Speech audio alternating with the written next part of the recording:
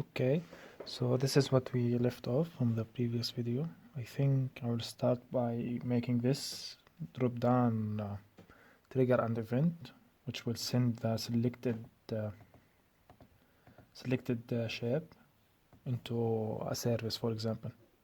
And then inside the service, I will link everything together with these, of course.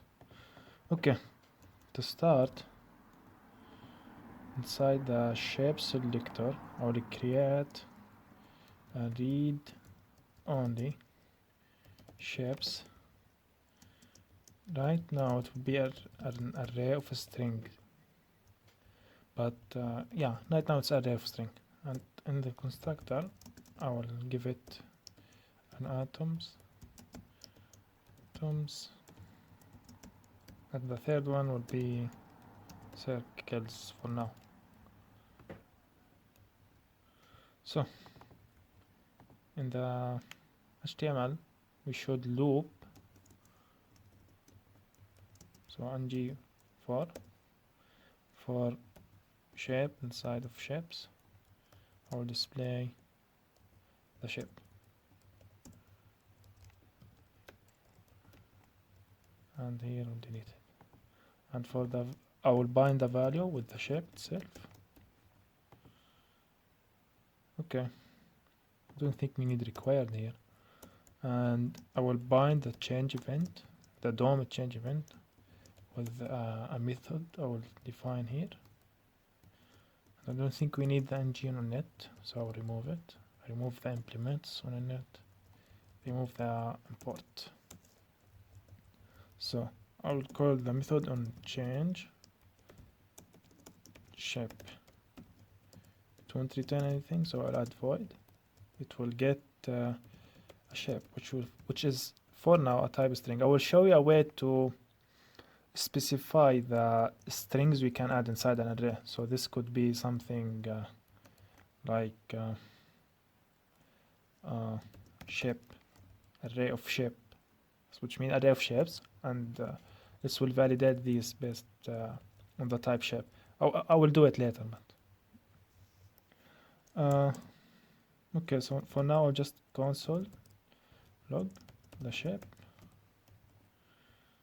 So since this is the native select element, so we can get the, so if you, in JavaScript we can get the target on the change event and the select element by going to the inside the event object, then target, then value. So to do it inside of Angular, so this is how we get the event dot target dot value. So this should work. Well, at least I hope. Okay, I will zoom in. Oh, sorry, too much. Let's change the shape. I will just refresh it. Sometimes my laptop, no, it's not. Ah, okay, I think you saw it. I didn't call the function. I didn't add the function reference here, but I'm not sure why Angular did not give me an error on this. I'm not sure. It's weird. So now, yeah, now I see the shape. Okay. So just to give you a picture of what we will continue doing. So inside, I will create a folder inside the app folder called services. Inside of it, I will create a service called composer, which will glue everything together. So inside services, composer. Okay. So I will leave it as provided in root. I want it to be globally accessible and and singleton, so which means all the components and other services which use it via the dependency injection will have the same reference. So here I think this will have a state private fit, which for now will be any. I will give it type maybe in next video, I'm not sure. So private state. Why does this complain missing? Oh yeah. So state and a function which will be called change state, which won't return anything, so void, and it will accept I think for now I will just put an object. It will accept an object.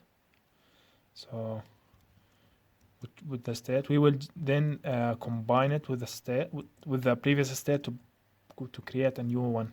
So it'd be something like this. I will use the new syntax.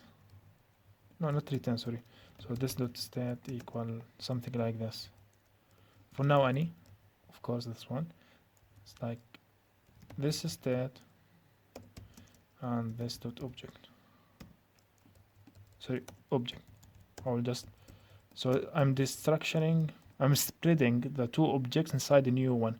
So this is creating a new object which does not reference anything except itself, of course, but it's not a reference to the same object. It's a new one. This is a modern way. I think if you used object.assign, it's the same thing. So something here, if I said this dot state and then object. So this is the same thing. Well, at least as a result, it's the same thing, but internally I'm not sure, but this is the same thing. Okay, that's it for this video.